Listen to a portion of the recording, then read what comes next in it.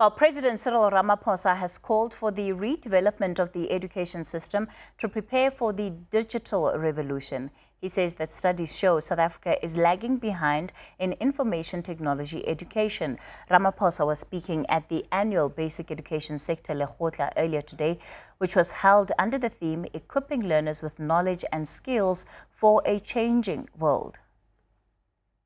Studies show that the country is lagging behind in the information technology skills that are needed for the digital revolution that we must embark upon, because it is here and it is happening now. It will not be possible for us to build a skilled economy as envisaged in the National Development Plan if we do not pay attention to subject areas at basic education level. Even as the pandemic delayed the process last year, the Department of Basic Education is making headway on the national rollout of coding and robotics. This I am very pleased about. The draft coding and robotics curriculum has been submitted to Umalusi for evaluation and quality assurance, and the draft curriculum will soon be gazetted. This issue of coding is really important. During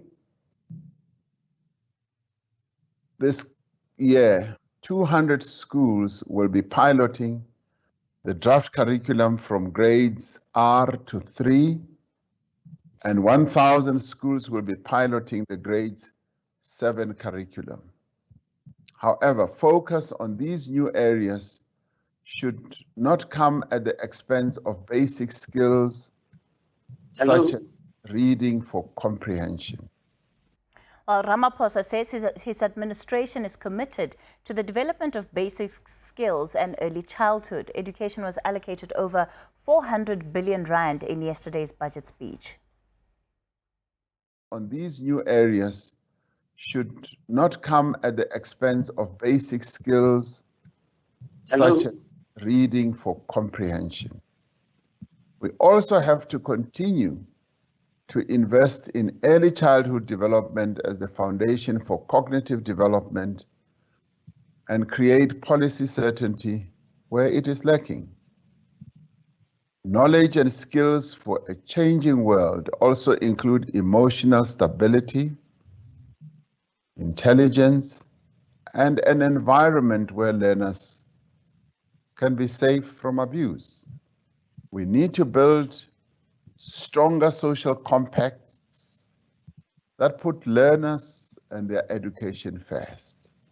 And this means social compacts with the key stakeholders in our sector, with our trade unions, the parents, with various service providers, of course with educators, and those who continue to work to improve the education of our children. The past year has been extremely difficult, but the people of this great country have shown great resilience and resolve. The year ahead will also be challenging, but we now have a clear path to recovery. Well, Professor Elizabeth Henning is the Director of the Center for Education Practice Research at the University of Johannesburg and joins me now for more on the story. Professor Henning, good evening and thanks for your time. I remember at the time that the announcement for the introduction of robotics and coding into the school curriculum was made, there were great questions asked about whether that was the right step. We still have a society and a country where some schools don't even have laboratories, don't have libraries, and if in fact the impact of such a curriculum will have the desired effect? I think, first of all, I only heard the president speaking now. I was on campus all day. And so, comprehensively speaking, yes. But I think making the youngest of our nation, no matter where they live, slowly aware of the role of AI in our lives is not an impossible and is an important mission. So I would like to mention to you that, for instance, at our university in the Techno Lab, which is affiliated to the Department of Electrical and Electronical Engineering, in collaboration with a research chair that I hold, we have the plans in place. We've got really good funding from one of the foundations, and we have a plan that will immediately start rolling out once we can visit the schools and the circuit offices in 2 provinces. And let me tell you what this is about. It's about a platform on a very small single-board computer, which makes us stronger in the sense that we can get into classrooms, we can get to teachers via the platform. And so I think the idea is a good one.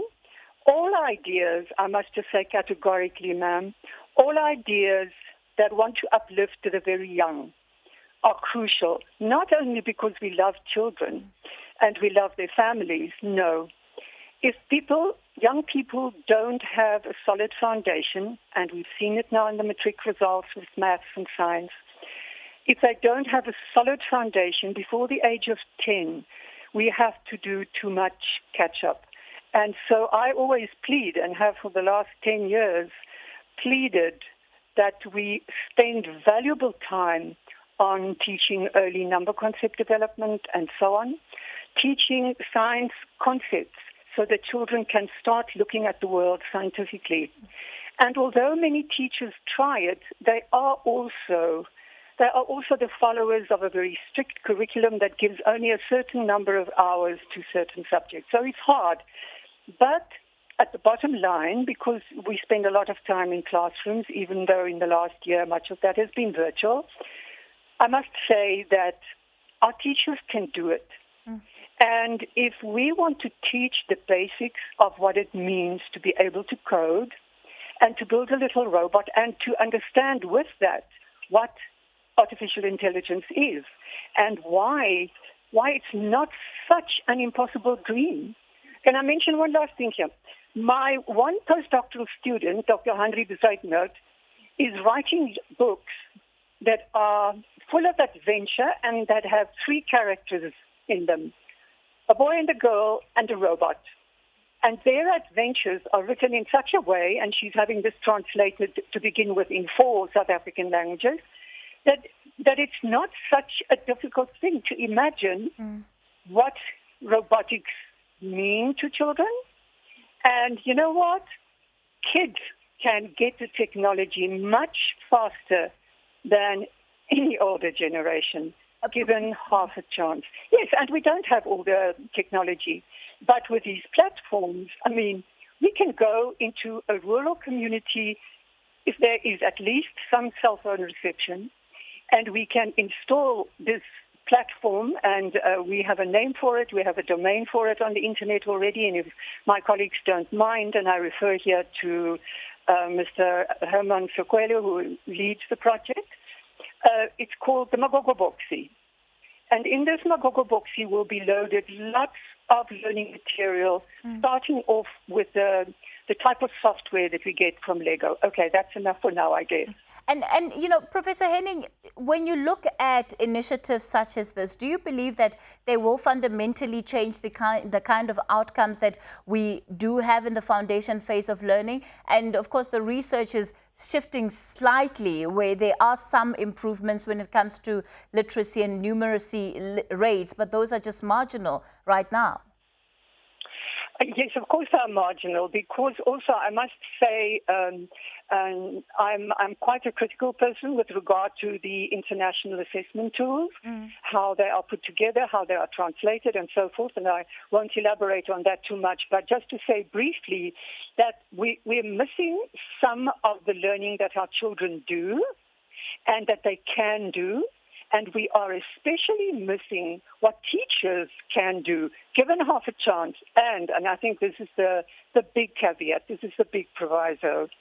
If there's leadership in their school, I know of schools that have everything they need, but they don't have leadership.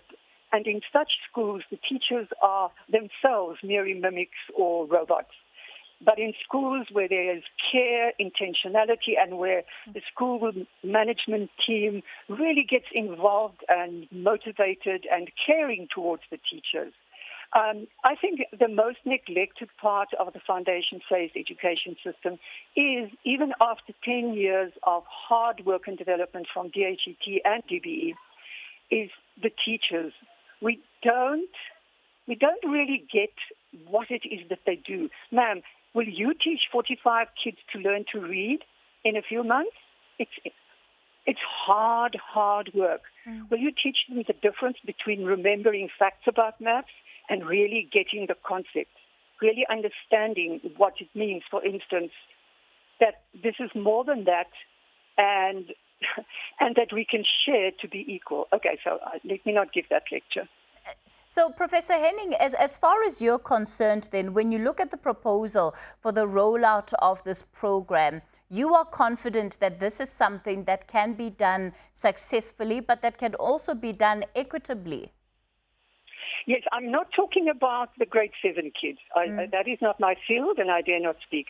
But I think in terms of young children, and at our teaching school, our lab school in Soweto, we've had a short intervention program with children, and it is quite amazing to see how fast and how solidly they get it, and how they understand the discourse. So I think the minimum requirement would be that those teachers must be trained very well. And I've expressed this concern to a number of people in different spaces already.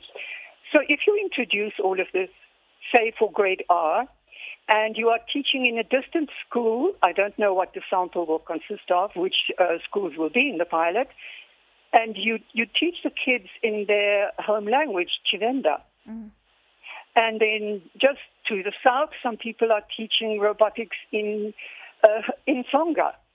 And so we can go on. So I've asked people who are involved in this, in some of this work, and they've assured us that what they will do is use the home language for the communication, like we do in early mathematics, but teach the labels of some of these terms. I am a protagonist completely. I mean, maybe it sounds a bit radical, but I believe if you want to teach the child what is the meaning of data and what is the meaning of empathy, the best place to start is in the language that they heard when they were still in the mother's womb.